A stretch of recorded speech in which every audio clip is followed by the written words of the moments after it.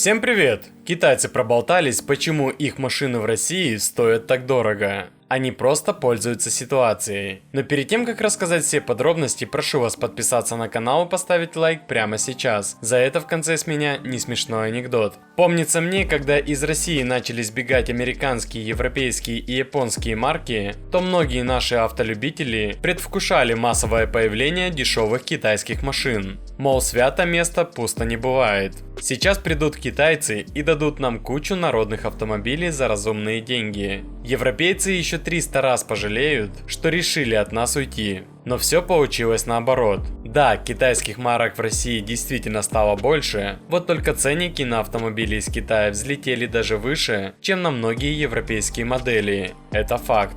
К примеру, маленький кроссовер Chery Tiggo 4 стоит дороже немецкого паркетника Opel Crossland. Если за китайца лично с меня в автосалоне просили ровно 2 миллиона рублей, то немцы отдавали за 1,8 миллиона. Про цены на какой-нибудь Haveo Dargo я вообще молчу. В России его пытаются продавать за 3 миллиона рублей, а у себя на родине этот средних размеров кроссовер стоит 1 миллион рублей. Самое обидное, что впечатляющий скачок цен никак не сказался на качестве китайских авто и уровне сервиса их российских представителей. К примеру, просто откройте отзывы про довольно популярный у нас Geely Atlas. У некоторых владельцев, например, аккумулятор умер через 10 дней работы, оказался бракованным. Другие за полгода 5 раз побывали в сервисе. При этом дважды машину пришлось везти туда на эвакуаторе. Так почему китайские машины в России такие дорогие? В нашей стране марки из Китая действительно продают свои машины дороже, чем в других странах СНГ. Давайте посмотрим на все тот же компактный кроссовер Chery Tiggo 4 Pro. В России его минимальный ценник стартует с отметки 1 миллион 800 тысяч рублей, с учетом всех акций. Сами понимаете, что у дилеров такой цены не будет.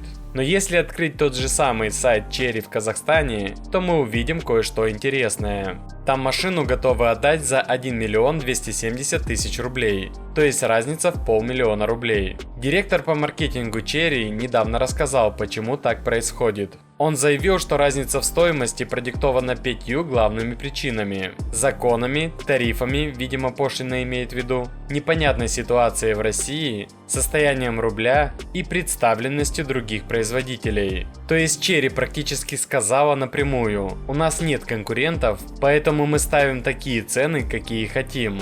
Ну и обещанная мною шутка юмора. Если вы проснулись утром и у вас есть ощущение, что вы проспали на работу, то подремите еще часок, чтобы ощущение переросло в уверенность. А на этом все, буду держать вас в курсе всех событий. Очень интересно узнать ваше мнение по этому поводу. Когда китайцы подешевеют? Давайте пообщаемся и подискутируем. И не забудьте за мою работу поставить свой царский лайк, подписаться на канал и нажать на колокольчик. И самое главное, мечтайте, трудитесь и верьте.